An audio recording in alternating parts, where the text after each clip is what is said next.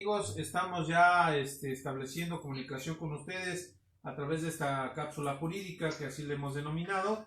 Y bueno, el día de hoy vamos a platicar acerca de los derechos y limitaciones de las personas privadas de su libertad ante el COVID-19, que es un problema que actualmente tenemos pues a nivel mundial de salud pública y que lógicamente, bueno, pues nosotros también nos ha preocupado este tema.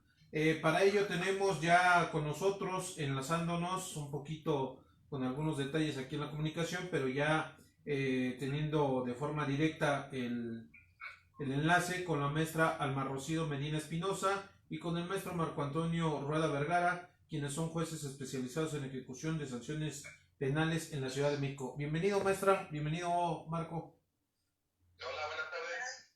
Buenas tardes. Bueno, se ha hablado, vamos a pedirle a la maestra Rocío por cuestión de género, de amabilidad, que ella sea la que empiece a exponer este tema. Se ha hablado mucho de hasta dónde llegan esos derechos o hasta dónde tienen esos límites estas personas que están privadas de su libertad en un centro de reclusión. Recordemos que no nada más se trata de en un momento dado, hay veces que decimos, bueno, pues ya todas las personas están sentenciadas, ¿no? Sin embargo, hay personas que apenas están en un proceso y que también se encuentran privadas de su libertad y que, bueno, pues este virus no respeta lugar, no respeta jerarquía, algún tipo de pobres, ricos, da igual. Entonces, es preocupante qué se está haciendo con estas personas y hasta dónde podemos limitar la atención en un momento dado que pudiera darse esta situación.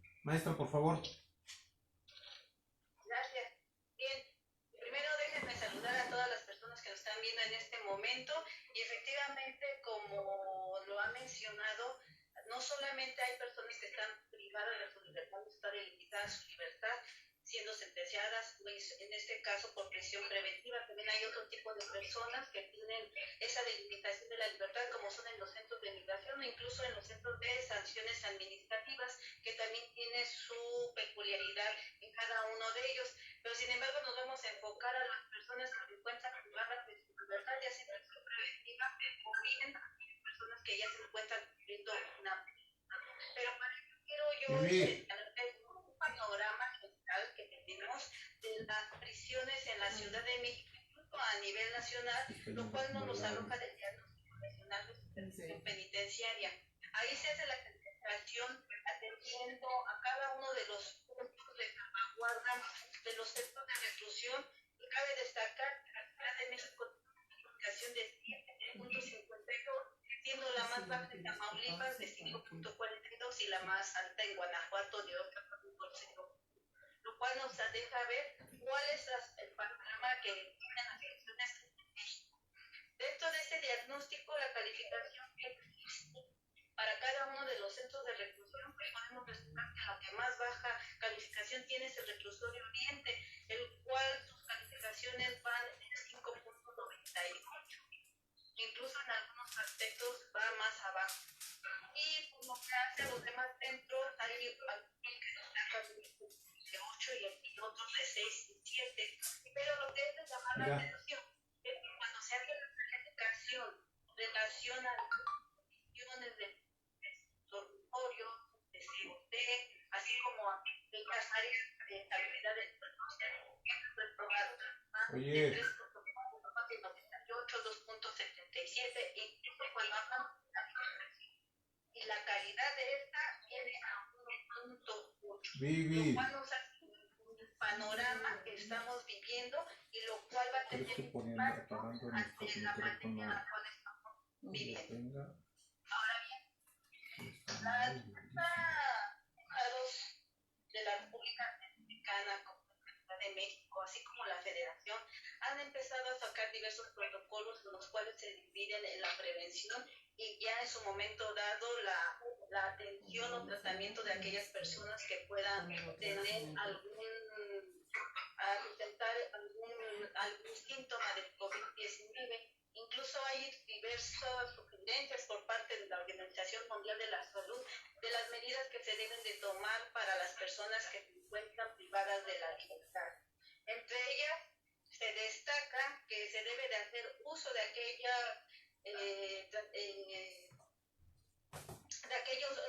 ¿cómo se llama? Beneficios preliberacionales, sea libertad condicionada, anticipada o cualquier otra con la que se encuentre. Se deben de tomar medidas para salvaguardar esta salud de las personas privadas de la libertad, incluso de los propios custodios o personal del propio sistema. Se debe de tener una área donde se pueda aislar y atender a la persona, sobre todo la coordinación con las autoridades de salud para que se pueda llevar a cabo la atención de aquellas personas que requieran un tratamiento con mayor invasión, como lo que pueda realizarse con este tipo de virus, en las cuales muchas personas necesitan la asistencia mecánica para poder respirar.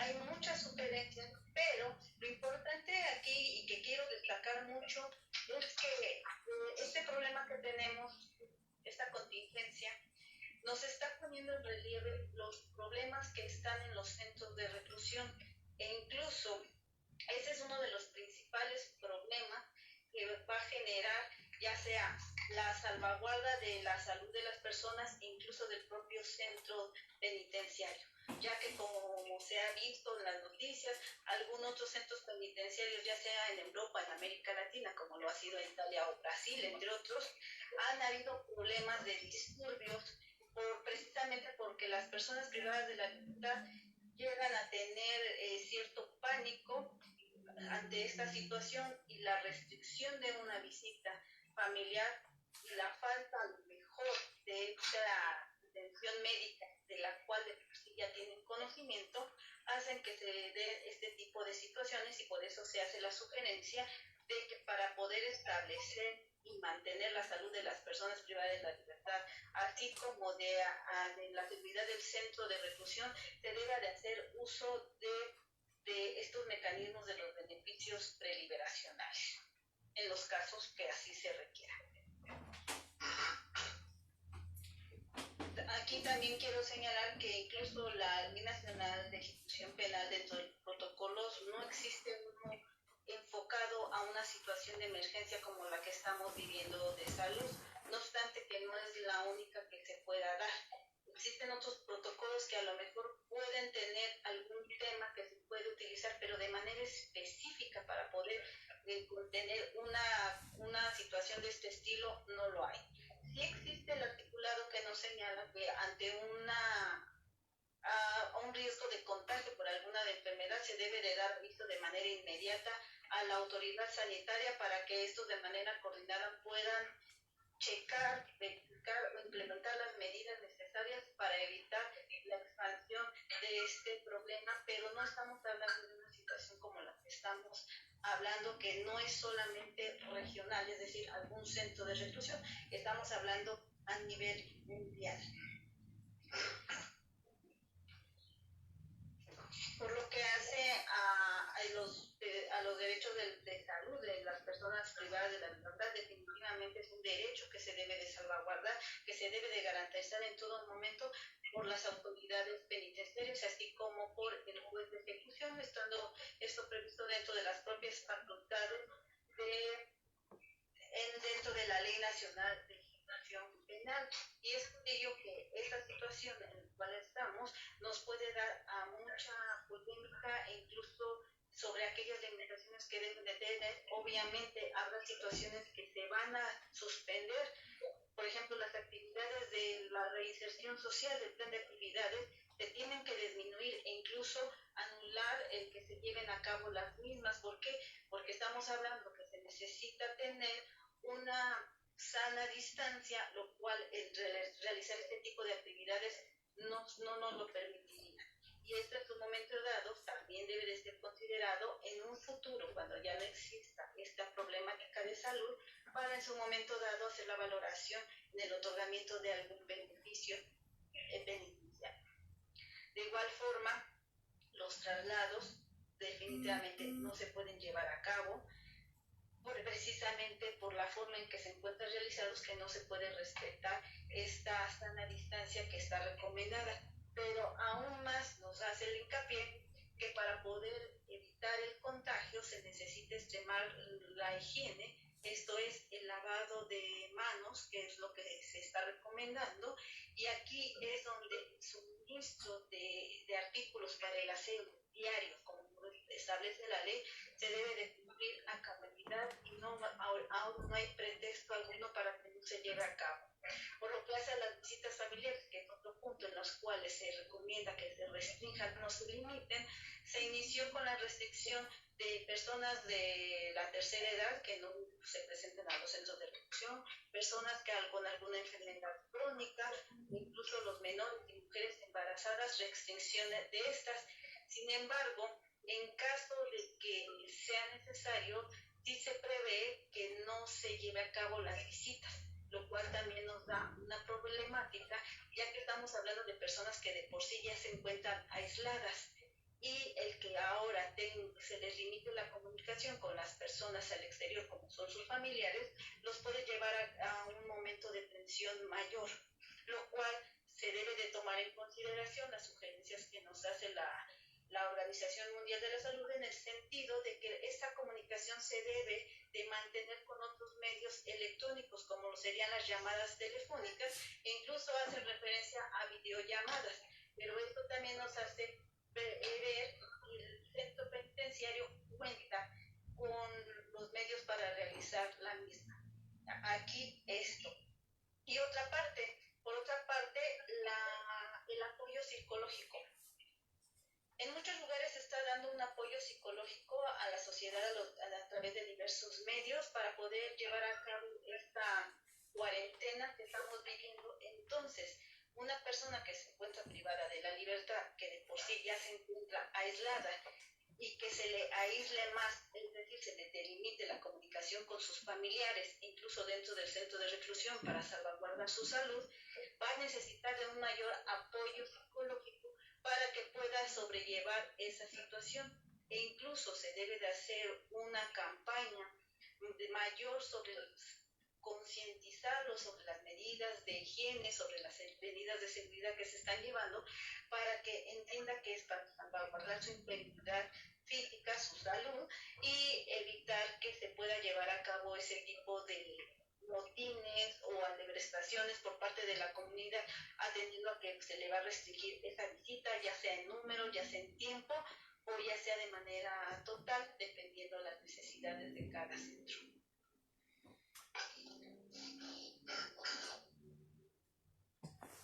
Vivi. ¿Se escucha bien? Ok, sí, ahí estamos ya. Efectivamente, maestra, entonces estaríamos hablando de que tenemos un doble encierro para este tipo de personas, porque efectivamente, bueno, he oído por ahí algunos comentarios y no lo entendería de otra forma, que ellos, por estar encerrados, vamos a decir, purgando ya una condena, ejecutando una condena de pena prisión, pues ya sus derechos como que quedarían casi, pues volando, ¿no? Tienen más derechos los que estamos afuera, que no hemos delinquido, que no hemos hecho nada, pero ellos como ya están condenados, ya están sentenciados por alguna conducta, entonces pues prácticamente he oído comentarios que dicen, no, pues ahí que se queden, hay que priorizar a los que estamos en libertad. Creo que es incorrecto desde mi punto de vista porque no podemos hacer estaríamos hablando de una selectividad de derechos y no, pues lógicamente que no creo yo que no es correcto, ¿no? La propia Constitución marca que todos tenemos esos derechos, tal vez algunos con más limitaciones por alguna conducta que hayamos cometido, pero en este caso de salud, pues no, o sea, creo que es muy importante que tengamos en claro esta situación.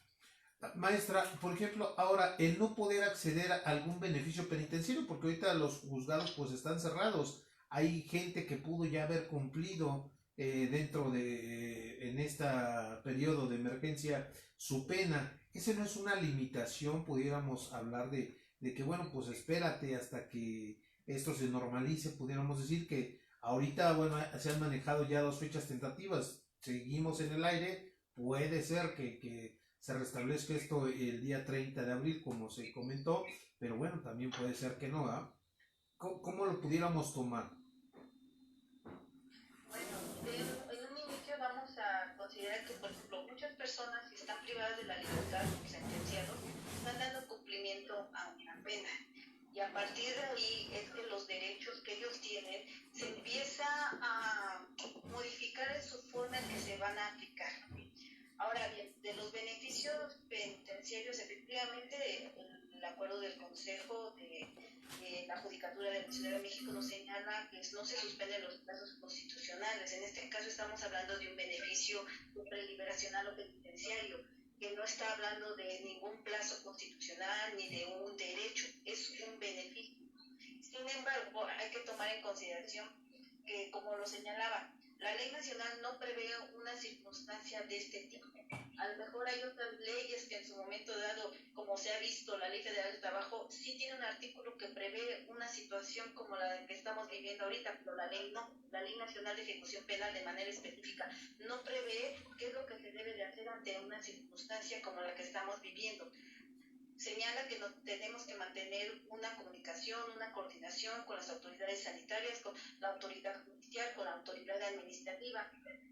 Sin embargo, posiblemente se pudiese llegar a utilizar lo que es por política penitenciaria, la preliberación por criterio de política penitenciaria. Sin embargo, este tiene un gran defecto, porque primero una autoridad penitenciaria, atendiendo los parámetros que nos establece la ley, debe de escoger a esas personas.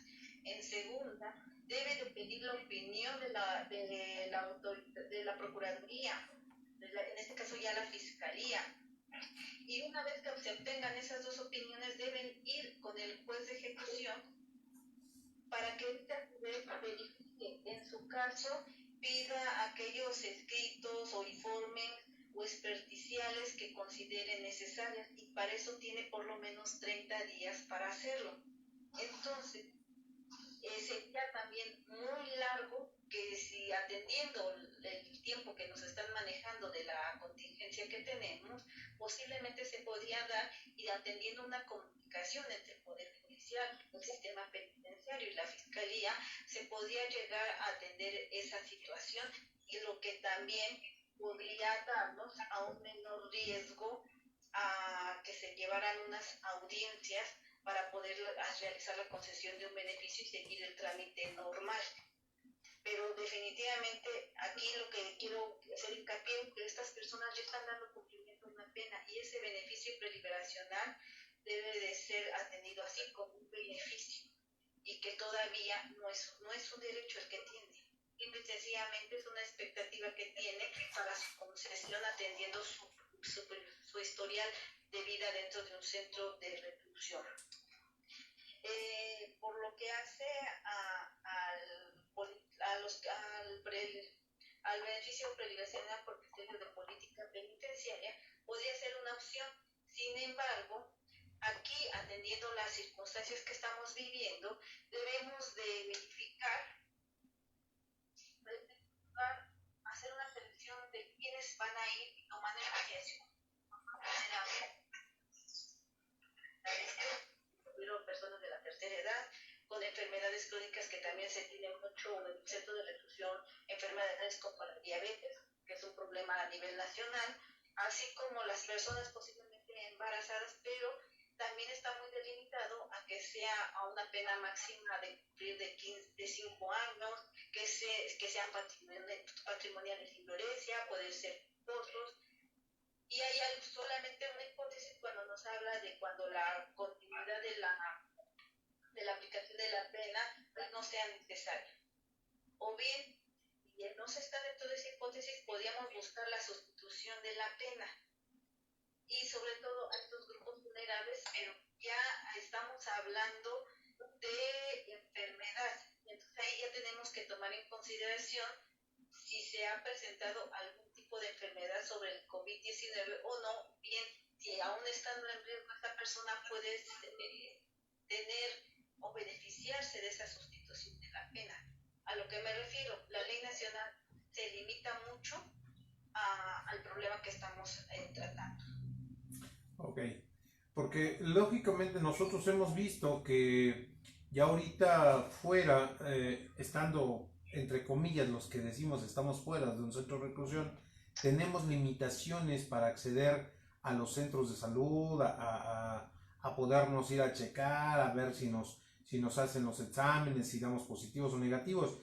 Lógicamente que las personas que están dentro, pues es mucho mayor su dificultad para poder saber si ya entró algún virus de esta naturaleza dentro de las instalaciones y poderlo atacar, porque lógicamente se hacen medidas de prevención, pero el problema es, y cuando una persona de esta naturaleza que se encuentra en un centro de reclusión, ¿cómo pudiera hacerle, cómo poder accesar a estos centros si sabemos que con muchas limitaciones pues tienen ahí una clínica pequeña, no tienen insumos, no hay, por ejemplo, ventiladores que son básicos para atender este tipo de virus, y esto pudiera implicar entonces sacarlo del centro de reclusión a que sea atendido en un centro de salud de fuera del centro de reclusión.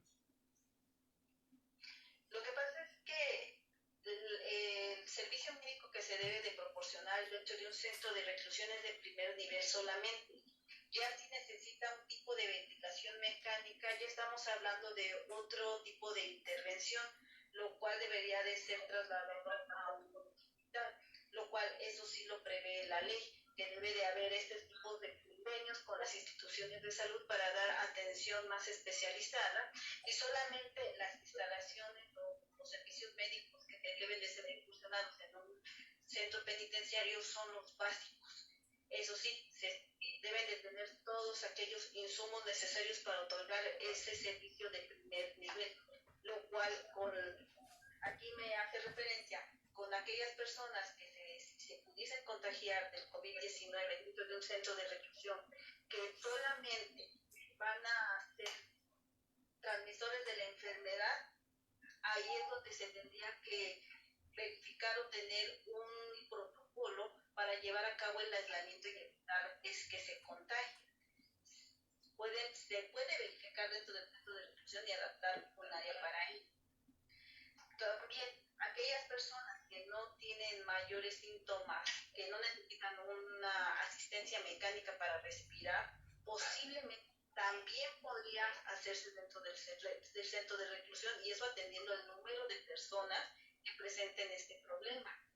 Pero ya una persona que necesite una mayor atención, una asistencia mecánica y sobre todo atendiendo a la edad o al estado de salud que ya tiene esta persona, esto ya debe de llevarse a otro nivel, lo cual necesitaría que fuera trasladado a un hospital en donde pueda ser atendido. Esto se encuentra previsto, pero aquí el problema es precisamente la sobrepoblación que existe en los centros de reclusión. Así es el espacio, incluso claro.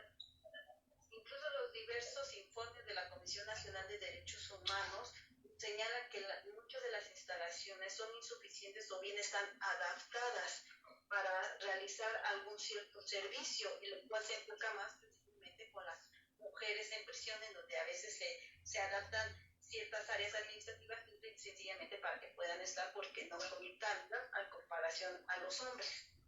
Entonces eso nos puede dar un problema, porque esa adaptación de áreas para poder atender este problema posiblemente no se pueda llevar a cabo de una manera adecuada en caso de que se tenga, y también exista una sobrepoblación. De este virus sería de una manera muy rápida, sobre todo porque existe una celda para una persona. Esta es compartida, y esto le ha documentado a través del tiempo. A lo mejor sí ha disminuido la población en cada centro penitenciario, pero todavía no es lo suficientemente adecuada para poder mantener a las personas en prisión aisladas en su celda y evitar contagios. Ese es un gran problema que tenemos, y es por eso que la propagación de un virus como el que nos estamos enfrentando sería rápida, y ese nos llevaría a que se vulnerara la seguridad del centro de reclusión. Claro, sí, si hubiera algún riesgo de fuga o alguna cuestión de esa naturaleza. Ok, Maestro Marco Rueda, ¿qué nos puedes comentar acerca de esta situación, los derechos y limitaciones de estas personas que están privadas de su libertad? Bien, gracias David, buenas tardes a todos. Bueno, primero que nada, puntualizar que son opiniones que voy a emitir, son personales, no representan a la institución para evitar cualquier situación y quisiera dejar muy en claro ese tema, ¿no? Ahora, en relación a lo que se está comentando, sin duda alguna el problema que está pasando a nivel nacional y mundial tiene un tratamiento en el exterior para la gente que no ha sido restringida de sus derechos, el primero de ellos de la libertad. Como lo estamos notando, pues las carencias que por desgracia tienen los sistemas de salud de todo el mundo no van a ser la excepción en los centros penitenciarios. Es decir, hablando de la pregunta que realizabas, doctor, en el sentido de ellos no tienen los mismos derechos, no, claro que todos tenemos los mismos derechos, somos seres humanos, la Constitución así lo establece, pero como lo decía la maestra Rocío, esos derechos, pues en cierta medida, e incluso el artículo 9 de la Ley Nacional, establece que se acotan, se limitan o se suspenden en su ejercicio en ciertos casos. Uno de ellos es precisamente mediante la imposición de la pena de prisión. Llama la atención el principio que la ley nacional establece únicamente como restricción de derechos o como limitación de ellos los que expresamente en sentencias se limitaron, uno, o dos, aquellos que sean impedimento para lograr la reinserción social, ¿no? Eso lo establece el artículo 9. El derecho humano a la salud, de hecho, en sí mismo, el artículo 18 constitucional lo establece como un eje rector de la reinserción social, es decir, que la persona sea saludable y sana, es un derecho que no puede vedarse o restringirse a la persona privada de su libertad como consecuencia de la imposición de una pena o de una medida cautelar de prisión preventiva. En ese sentido, pues es lógico que si en el exterior, y lo decían ya muchos autores, se tienen estas carencias, esas carencias se vean reflejadas también al interior de los centros de reclusión. La ley nacional, en el artículo 9, específicamente en la fracción segunda, establece que las personas privadas de la libertad tienen el derecho humano precisamente a la salud, y ya lo decía la maestra Rocío.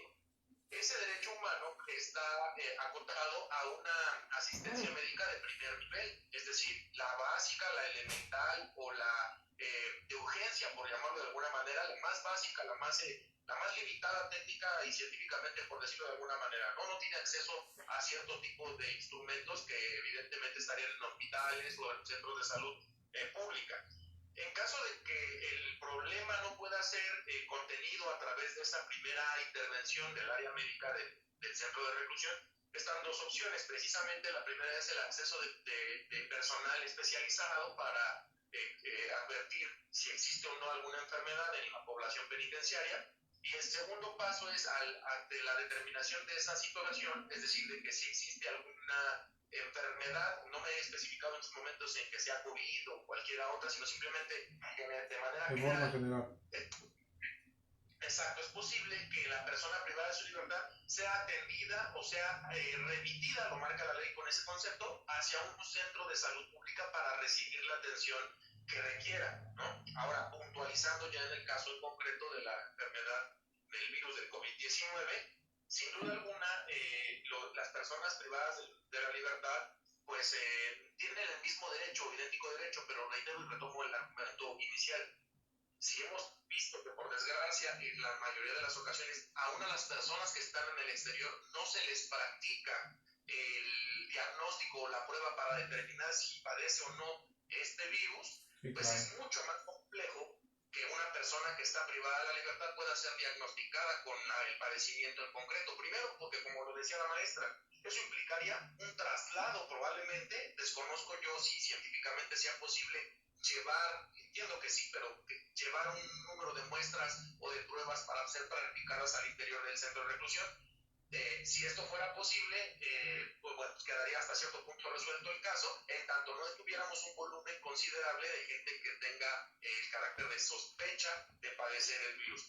En caso de que ya fuera prácticamente un hecho o estuviera confirmado que la persona que, ya no lo pongo así, es una persona que se enferma, es trasladada a un centro de salud para su atención, estando en el centro de salud se le diagnostica que tiene esta enfermedad COVID-19, el problema aquí es todas aquellas personas con las que ese interno trasladado ya tuvo contacto en el interior del centro de reclusión y a su vez estas con otras. Evidentemente hemos visto tablas de cómo el que crecimiento es exponencial y más aún en un centro de internamiento, en donde la convivencia pues es precisamente eso, un aislamiento en el que permanecen, no sé, un número de 5,000 personas en un centro de reclusión, en la que si una estuvo enferma y tuvo contacto con otras 50 personas durante una semana sin saber que tenía el virus, pues estas 50 automáticamente se convierten en posibles casos de COVID-19. En ese sentido, la ley nacional, lo que muy someramente, en efecto, no existe mucha claridad, pero sí tiene una facultad que establece, en principio, voy a hacer una pausa, en principio respecto de mujeres y hombres, ahí me quejo, me duelo de esa falta de equidad, porque el artículo 10 de la Ley Nacional de Ejecución Penal se establece en forma expresa que las mujeres al ingresar a un centro de reclusión, también tenemos que tener presente que hay personas que están privadas de la libertad bajo medida cautelar, no necesariamente por sentencia de condena. Así es. A las mujeres que ingresen se les va a practicar un estudio psicofísico para advertir si presentan alguna enfermedad y demás, porque puede ser también el caso que todos los delitos que se estén cometiendo actualmente y que se generen detenciones sean las personas detenidas portadoras de ese virus y estemos llevando del exterior hacia el propio centro de reclusión el virus del COVID-19. El artículo 75, por fortuna de la ley nacional, equilibra esta situación y determina que cualquier persona que sea ingresada a un centro de reclusión debe ser estudiada, debe ser un estudio psicofísico.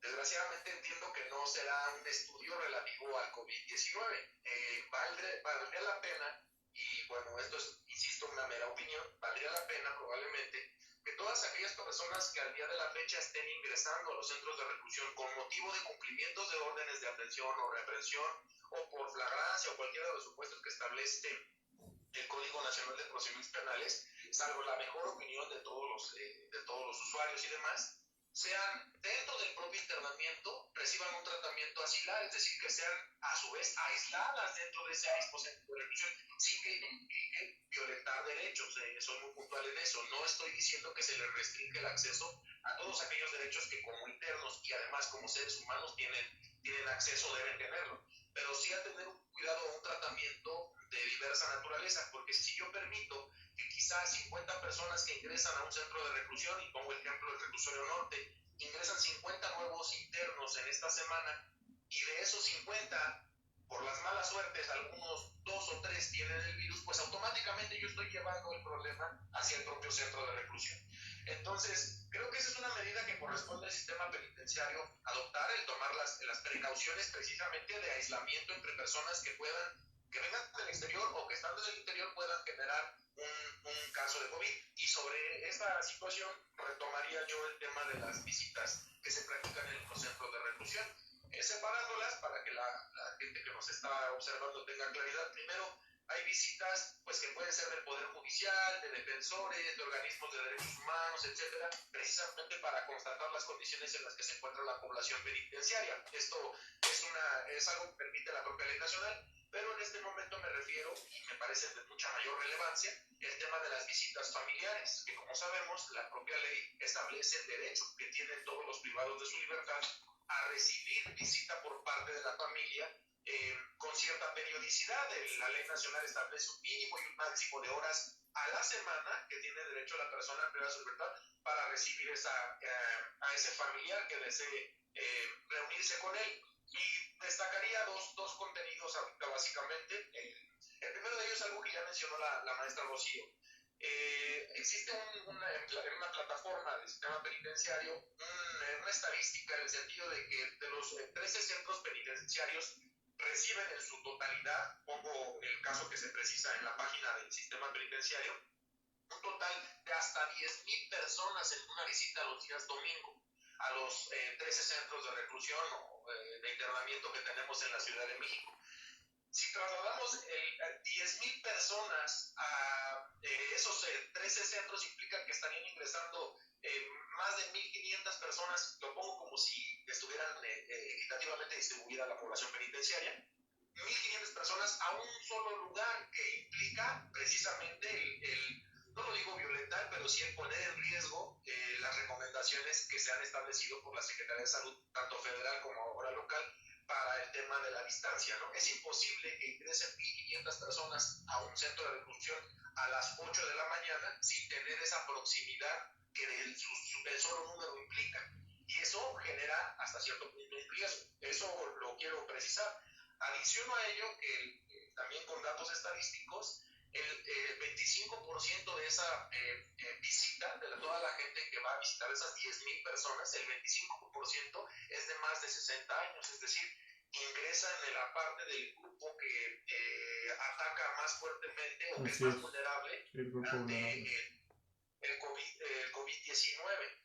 En ese sentido, yo entiendo evidentemente que es un derecho humano el recibir, yo lo considero así, el recibir la visita de su familia, porque si como se precisa, como lo dice la maestra Rocío, imaginen ustedes que nosotros lo estamos viviendo de una manera muy ligera en comparación a lo que sufren los internos como consecuencia de la pena que se les impuso, que evidentemente es justa o es legal al menos porque así fue impuesta, pero nosotros lo sufrimos de manera mucho más ligera porque tenemos muchas posibilidades de acción y es un confinamiento hasta este momento instruido o más bien solicitado por las autoridades, pero que no ha tomado un rango de obligatoriedad y eso nos permite, lo comentábamos hace unos momentos, por ejemplo, en estos momentos yo quisiera salir a hacer una compra de algún medicamento, algún alimento y lo puedo hacer. Eso no lo pueden hacer los internos. Si a eso sumamos la imposibilidad de recibir a la visita de las personas que ellos tienen en estima o que son sus familiares, pues eso implica un impacto psicológico que ya también se planteó en esta plática, en esta charla, que me parece debe ser atendido antes de que vengan consecuencias de otro tipo, ¿no? Una situación que puede llegar incluso a amotinamientos o a otro tipo de consecuencias jurídicas. En ese sentido, leía hace unos momentos la ley, el artículo 59 de la Ley Nacional establece, me voy a permitir leer la parte en concreto, si me lo permites, doctor. Adelante. Dice, el protocolo respectivo se refiere precisamente a los protocolos del ingreso de visitas y familia y demás. Establecerá el régimen de visitas personales, familiares, íntimas, religiosas, humanitarias y asistenciales.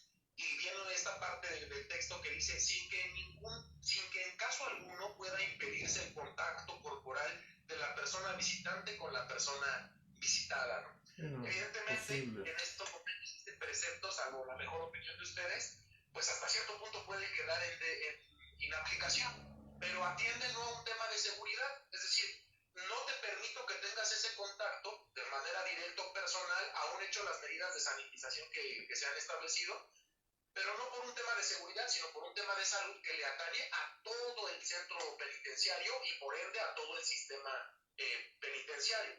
¿Qué quiero decir con esto? Que los derechos de las personas que están privados de su libertad en un centro de reclusión están vigentes, siguen ahí y hay que respetarlos, pero también tenemos que ser conscientes de que la concreción de esos derechos para esa condición de internamiento en estos momentos implica pues una serie de retos y que en ocasiones podrá llevar ciertamente, y espero que no sea el caso, pero podrá llevar ciertamente a pues limitar aún más esas posibilidades. Y lo pongo en un caso concreto, algún interno solicita o recibe visita de su madre y su madre tiene 73 años de edad, que además es una persona que tiene ciertos padecimientos, probablemente no per se podamos prohibirle la visita, pero sí tendríamos que buscar o focalizar y identificar esos casos para darles otro tipo de tratamiento y que el ingreso de esta persona no sea en el mismo día en que se realice el ingreso de otras 1.500 personas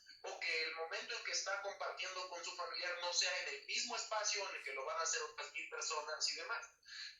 ¿Es muy difícil? Pues claro que es muy difícil y la falta de recursos o de cuestiones económicas y materiales nos lleva a que esto se agudice. Pero bueno, desgraciadamente creo que hay un tema prioritario y que está por encima en estos momentos de un tema de convivencia, que es el derecho humano a la salud, no solo del centro penitenciario, sino de toda la población, ¿no? Lo estamos viendo, es un tema mundial y hay que priorizar esos derechos, pero buscar las herramientas o los instrumentos para concretarlos de manera adecuada, David. Creo que efectivamente, Marco, como bien lo comentas, pudiera incluso, no sé, habilitarse, bien dices, otros días para ese grupo vulnerable, o incluso, no sé, bueno, pues los martes determinados módulos. Es decir, ahorita las visitas normalmente es martes, jueves, sábado y domingo, son 4 días. Ah, bueno, pues sí, pero ¿qué crees? Que nada más va a haber un día.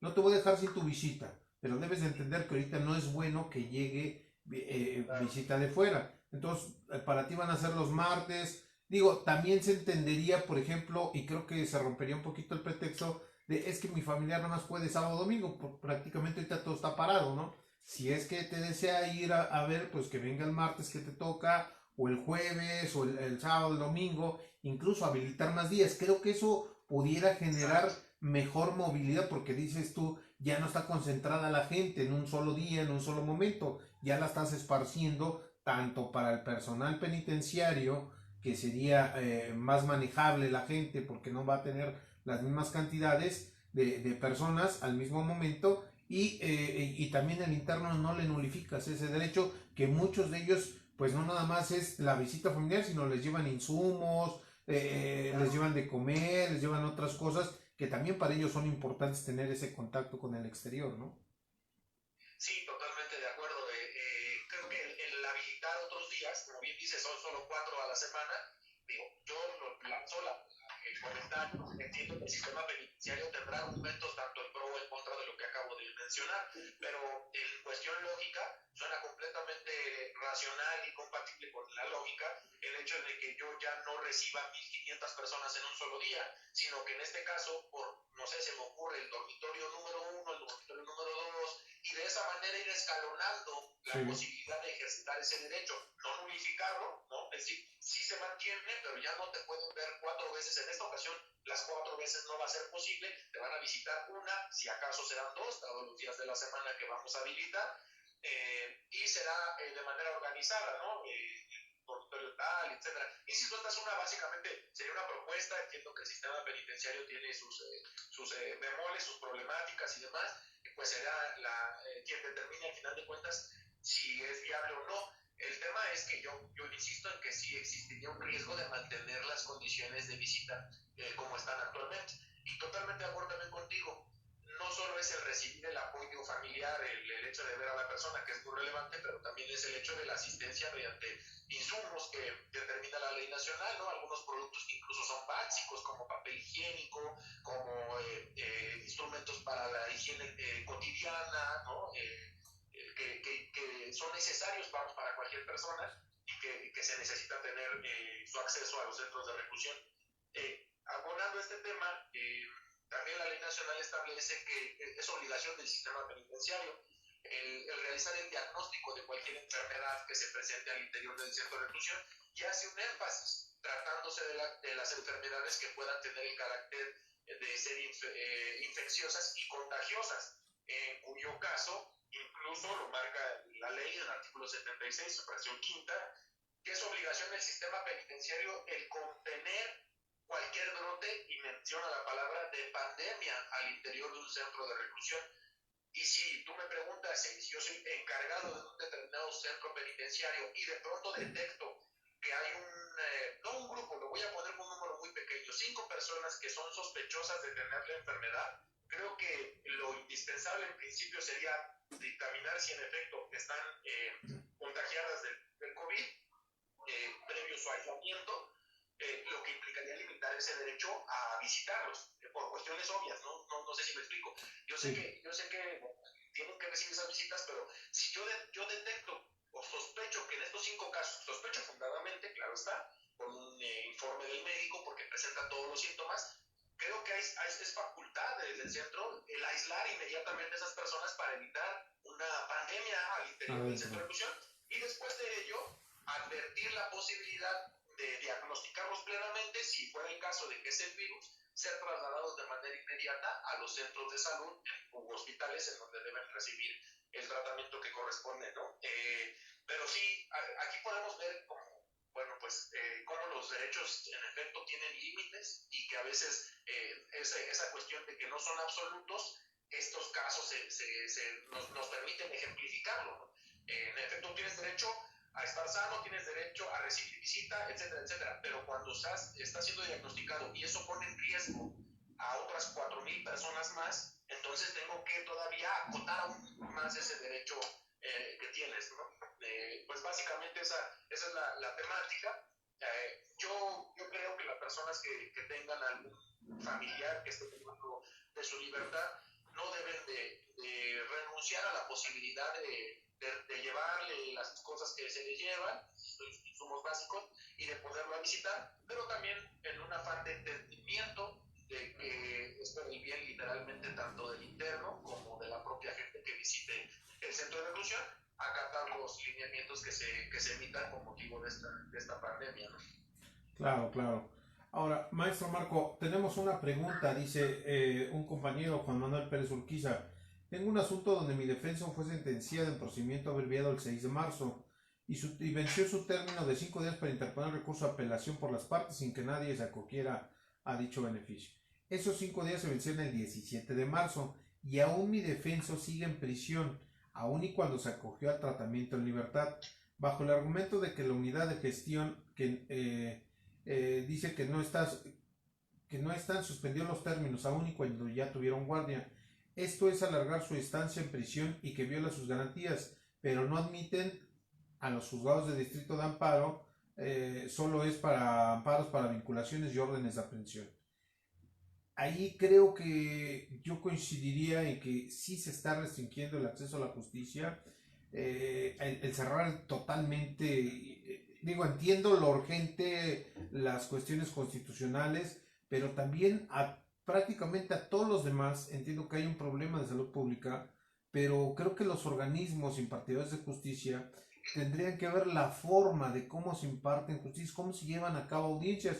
Me llamó la atención la semana pasada un acuerdo que sacó el Consejo de la Judicatura Federal, que van a empezar a atender cuestiones aun y cuando no sean de cuestión pública, de términos constitucionales.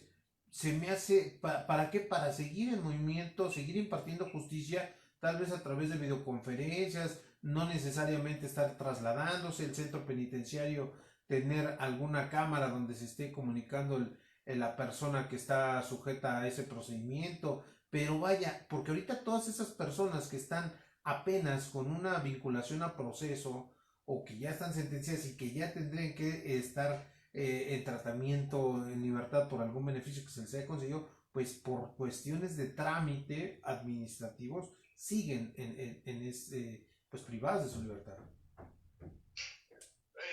Bueno, sí, tendríamos que puntualizar lo siguiente, ¿no? El Consejo de la Judicatura, como evidentemente ya se ha puntualizado en la plática, ya emitió dos acuerdos al menos en relación a la pandemia. El primero de ellos precisamente para suspender los plazos que no sean, como lo dijo la maestra, constitucionales, y después prorrogar este plazo hasta el 30 de abril. En el caso que plantea el abogado, tendríamos que checar específicamente la fecha de la firmeza del fallo, ¿no? Si en efecto la firmeza fue antes de que se suspendieran los plazos, probablemente esté el derecho o la posibilidad. Dice aquí el 17 de marzo se venció. Esto entró el 18. Ok, en ese sentido entonces el derecho estaría ahí. Ahora, no olvidemos que, yo soy muy puntual, ¿no? El artículo 33 del Código Penal establece que la pena de prisión se compurga en reclusión. O sea, tenemos que partir de ese punto en principio. Claro que hay sentencias como el caso que se plantea, que se les conceden sustitutivos o suspensión condicional, en el caso que se plantea un tratamiento en libertad.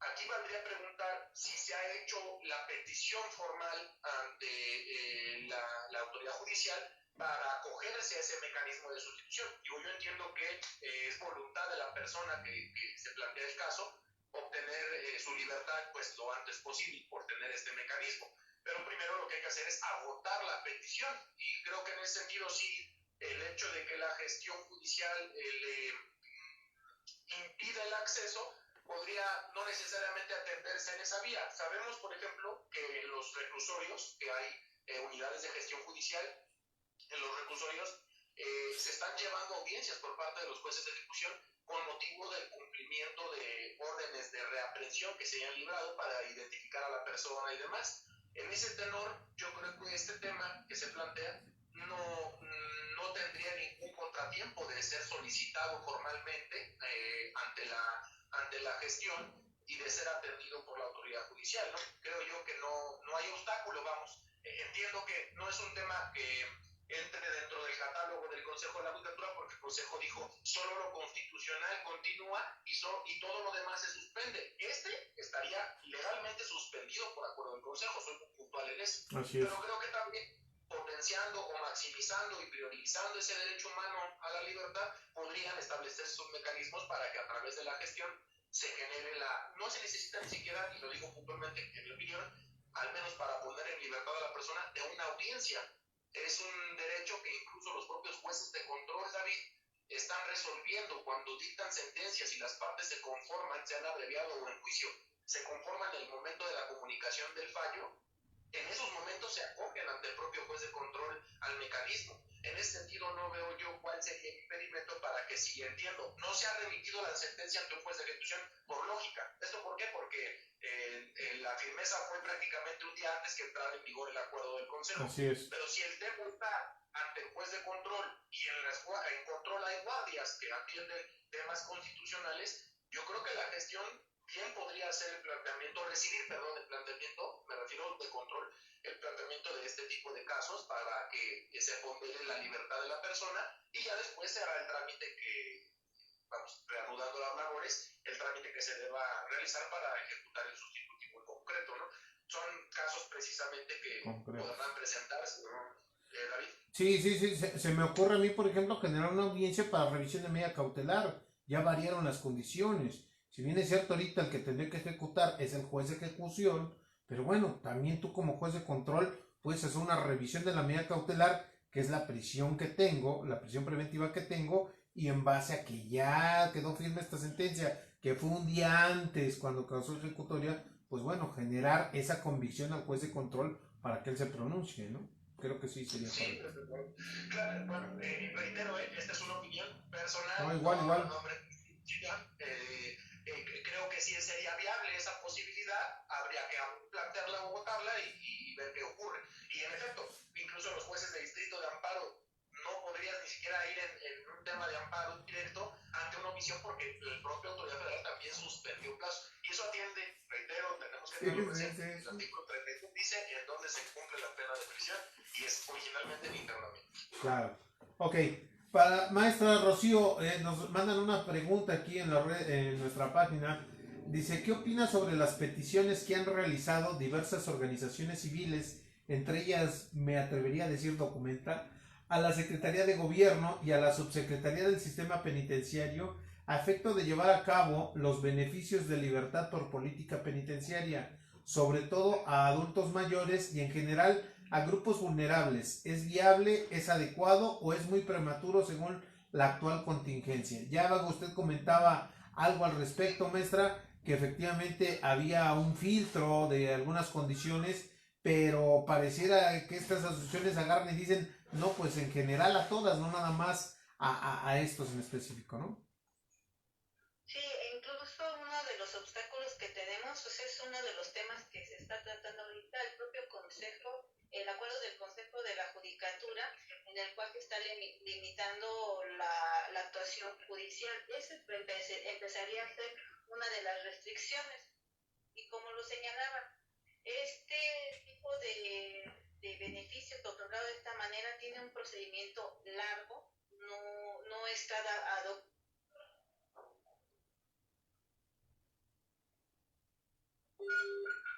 Se perdió la conexión, creo, con la maestra.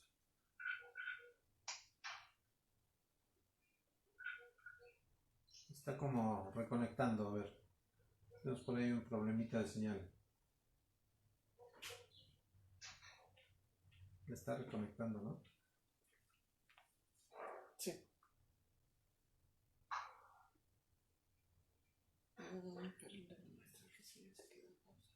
Sí. No, vamos a restablecer nuevamente.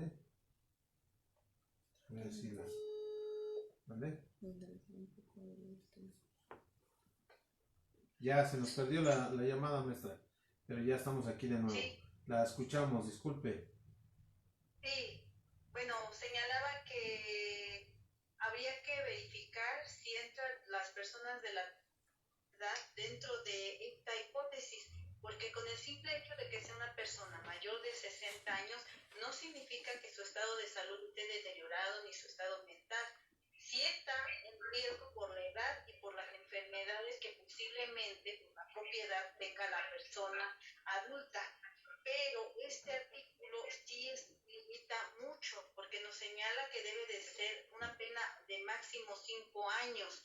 Y además, si nosotros ponemos atención a las personas de la tercera edad que están privadas de su libertad, no es por una pena chica, pues la mayoría de ellos son por homicidios, secuestros, son penas ya muy grandes y por eso es que se encuentran en este establecimiento.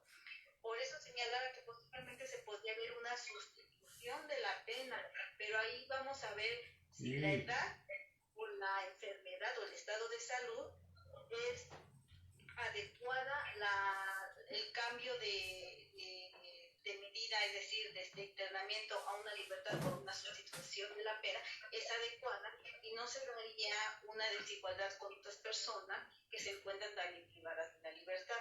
Ahí estamos en una situación muy difícil que por el simple hecho de que exista una pandemia como la que estamos viviendo no se justificaría tanto. E incluso les puedo señalar, ellos están aislados de por sí. Deberían de ser las personas que tendrían una mayor seguridad a evitar el contagio por ese mismo aislamiento.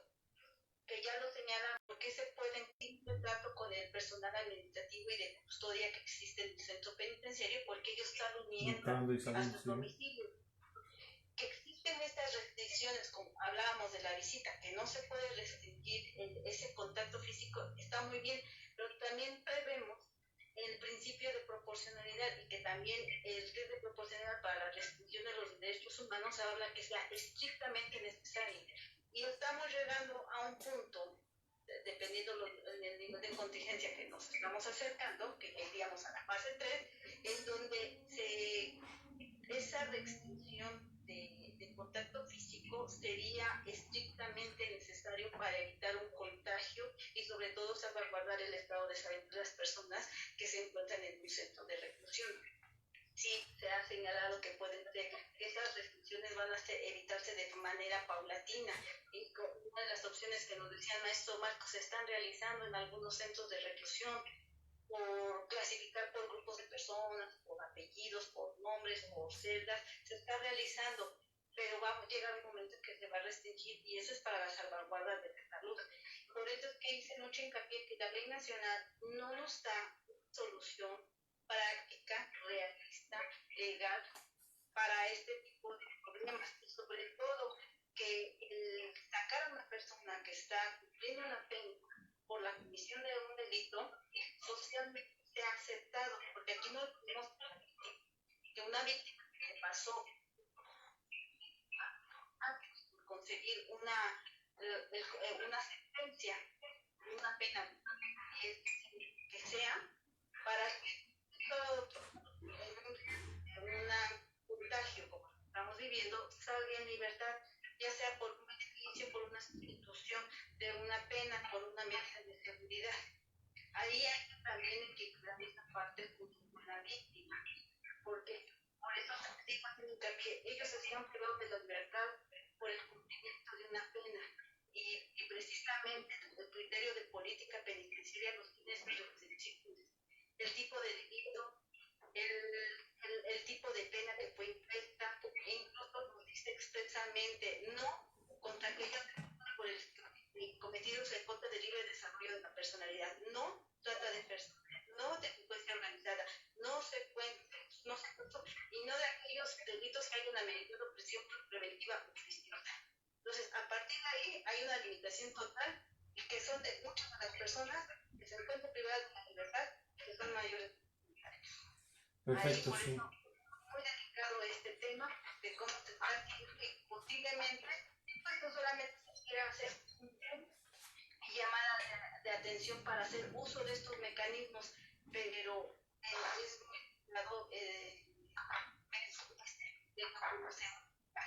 no a todos les va a poder hacer esa aplicación, ni menos a personas de la tercera edad.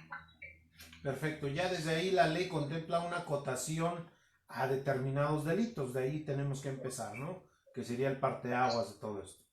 Ok, pues mi estimado Marco, no sé si tengas algún comentario final para ir cerrando, estamos en tiempo. Bien, pues nada más de agradecerte la invitación, David, a esta plática.